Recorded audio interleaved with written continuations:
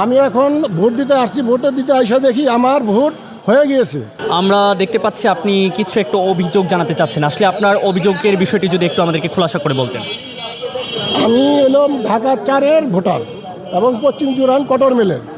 আমি এখন ভোট দিতে আসছি, ভোট দিতে আইসা দেখি আমার ভোট হয়ে গিয়েছে।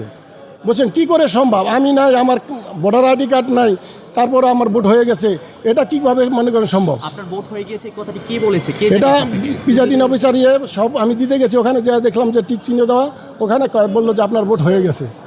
আমরা যাচাই করিয়ে দিছি, এটা বলতেছে। আপনার বাড়ির হোল্ডিং নাম্বারটি কি আপনি? হ্যাঁ হ্যাঁ হ্যাঁ, নিজের বাড়ি। আপনার হোল্ডিং নাম্বার? হ্যাঁ, নিজের বাড়ি। আমার বাড়ি হলো পশ্চিম জুরাইন তুলাবাগিচা 142 নম্বর। নাম? আমার নাম মোহাম্মদ জনি। হ্যাঁ, আমার বাবার নাম টেনিমুল্লাহ। আমি অরিজিনাল এলাম বিক্রমপুরের বাসিন্দা। আমি এখানে বাড়ি করছি আজ থেকে মনে করেন 25 বছর আগে। 25 বছর করে আমি প্রবাসী ছিলাম। আমি 40 বছর প্রবাসী ছিলাম। 40 বছর পরে আমি আশা করে আইছি একটা ভোট দেওয়ার জন্য। সেই ভোটটা আমি নিজের ভোটটা আমি নিজে দিতে পারলাম না। এটা আমার সবচেয়ে বড় দুঃখ লাগলো। আপনি কি এই এলাকার ভোটার? জি, আমি এই এলাকার ভোটার। এই যে আমার ভোটার আইডি কার্ড এবং ভোটার ইস্যুর নাম্বার আমি সব কিছু উঠাইছি। আপনার ভোটার নাম্বারটা যদি একটু আমাদেরকে বলতেন বা পুরো বিস্তারিতটা আপনি একটু বলেন পেপার থেকে। হ্যাঁ, আমি তো চোখে এখানে দেখি কম, মনে করেন আমি তো বলতাম না, বুঝছেন? তো আমি আমার ম্যাডামের ভোট হলো বিক্রমপুরে। আমি কালকে গেছি বিক্রমপুরে ভোট দেওয়ার জন্য। আমার ম্যাডামের ভোট শেষ করে দিয়ে আমি সকালবেলা আইসা পোস্তগোলা ব্রিজের সামনে নাইমা আমার ম্যাডামকে আমার বাসায় পাঠাই দিয়ে আমি এখানে এসে ভোট দেওয়ার জন্য। আমি উঠাই নিছি, এটা স্লিপ উঠাই নিয়ে ভিতরে গেছি। আমি একবার না 3বার গেছি। আমার বলছে 3 তলায় যান, 4 তলায় যান। আবার ফিরে আসছি, আবার নতুন করে স্লিপ দিছে। ওই স্লিপে ভুল হয়েছে, নতুন করে দিছে। আবার আমি গেছি স্লিপে লয়ে যাওয়ার পরে 3 তলায় আমি যখন গেছি তখন আমি যে ভিতরে দেখতেছি যে আমার ভোট হয়ে গেছে। বলতেছে আপনার ভোট হয়ে গেছে। তা আমি যখন প্রিজাইডিং অফিসারের সাথে তর্ক করেছি, সে বললো যে হয়ে গেছে। আপনার আঙুলটি একটু আমাদেরকে দেখাবেন না, এই আঙুলটা।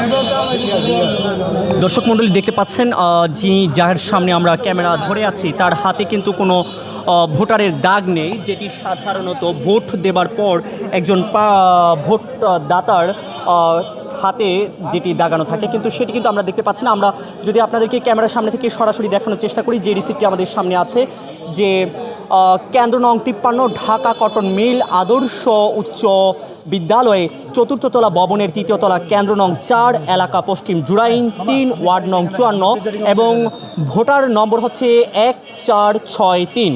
যে ব্যক্তিটির নাম মোহাম্মদ জনি এবং যার ভোটার নং হচ্ছে 26188600214, যিনি জন্মগ্রহণ করেছেন 1966 সালের জুলাই মাসের 2 তারিখ, যার পিতার নাম শেখ তৈনু মোল্লা এবং একই সাথে মাতার নাম আকিমুন নেসা এবং ঠিকানা 142 তুলাবাগিচা পশ্চিম জুরাইন শ্যামপুর ঢাকা।